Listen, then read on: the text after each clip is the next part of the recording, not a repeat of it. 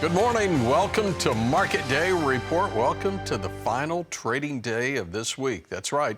Tomorrow, markets are closed in observance of Good Friday. All right, already a USDA report out. That report, a weekly export sales report, and then we work our way towards a cattle on feed report that comes out this afternoon after the close. More on that in a moment. First off, overnight action in the corn market. Little higher, December one tick higher at 467. It was a tick off the overnight session's high, but look how tight that range is, a 2-cent trading range. Does that indicate we might be done trading for the week? Maybe. November beans in the overnight, 1036 and a quarter. That was a 2-cent gain for soybeans overnight. Now, yesterday, every row crop settled in higher territory. That's corn, soybeans, and the wheat market. July in the overnight session for higher, 565 for hard red. It was a 6.5-cent gain, 578 and 3/4. And then the December in Minneapolis, 2.5 higher, 648. Even the cotton market higher yesterday. In overnight action, up 46, 68, 37. All right, Brian Hoops is president, Midwest Market Solutions. Brian, that weekly export sales report out, bearish, bullish? Actually, it was pretty friendly this morning, I thought. Good morning, Tony. It was not bearish by any means. You know, the wheat market, we're kind of looking at 2 marketing years because the wheat marketing season ends before corn and soybeans. So those numbers, if we combine them, they're about 12.5 million bushels. Not terrible number for wheat, not great though either. But as corn and soybeans were very good. For corn, it was right around 61.5 million, and for soybeans, about 20.5 million. So those numbers are great for this time of year. Usually we see a big slowdown in soybean sales about this time or by now. And even though Brazil loaded a record amount of soybeans out of the country during the month of March, our soybean sales have just kind of trudged along and been very strong. And I think that has to catch the attention of some of the trade. You know, this is from a longer term perspective. You can't just look at any one sale, but our sales have really not backed off. We're well above what we need to be on a weekly basis to hit the USDA's forecast. We did see a few cancellations that showed up, but still, these are good numbers for soybeans overall. You know, you mentioned that the markets are closed for a 3-day weekend. That's probably going to limit a lot of the buying that we have ahead of this weekend. You know, markets here just kind of focused on some of the weather, any export news that we get. There was a productive phone call with Mexican's president as well with President Trump. They didn't reach an agreement, but they had positive dialogue, and that kind of opens the door for trade to feel that maybe a trade agreement is coming soon, and that would open the door for even more exports of our corn and other products to Mexico. All right. Hey, Brian, let's take a quick break, and when we come back, we'll look at livestock markets and preview that cattle on feed report. That's all ahead, Market Day Report, right after this. Well, I'd love to tell you that we've had some cash sales, but as far as I can tell this morning, it's not moving. Nothing's really happening at this point.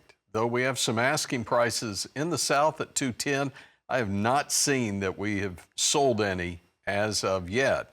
So we've got that. We also have a cattle on feed report set to come out after the close this afternoon. So there's something else to trade.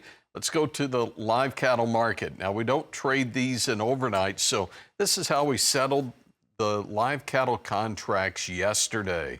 Look at the April contract. It's, 72.5 cents off the high for the session, which was 207.80. But 207 back in that live cattle market, pretty amazing as it gained 227. 202 on the June contract.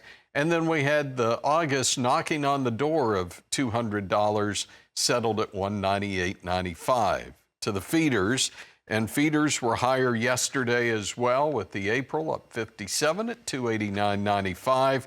And then the hog trade, hogs higher as well. That's 6 consecutive sessions higher for the hogs.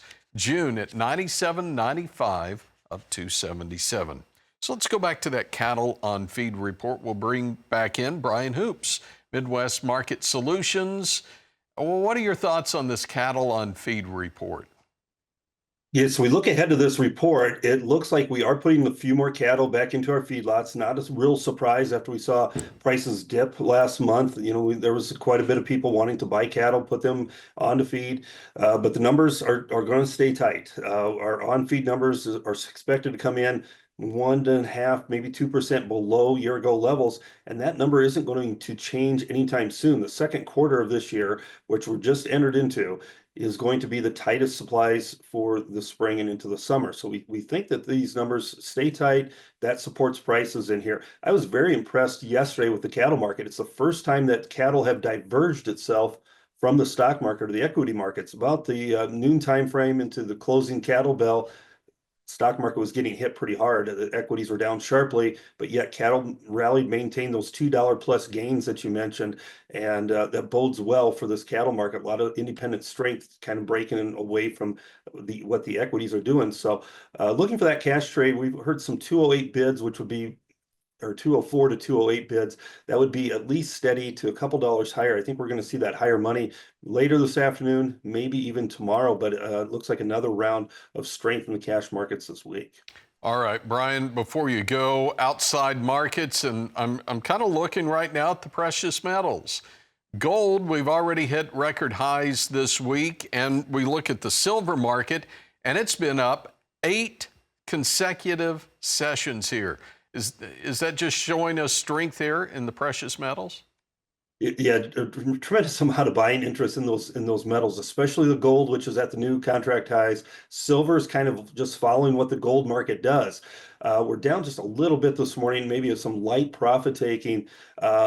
But yeah, there's a lot of buying interest. We're thinking, or have heard a lot of reports of $3,500 gold calls. That's where the market is trying to head towards. As you know, a lot of speculative markets is coming into, or money coming into this marketplace in here. At some point, we'll probably have a big correction, but it seems like we just had one 2.5 weeks ago, and we're extending this rally. We'll see how high it wants to go before we have more of a correction, though. But certainly a weaker dollar is supportive to these metals markets. All right, Brian, always great to visit with you. Enjoy the long weekend, and we'll see you back here on Monday. Again, Brian Hoops is president of Midwest Market Solutions, and we're getting ready to start trading.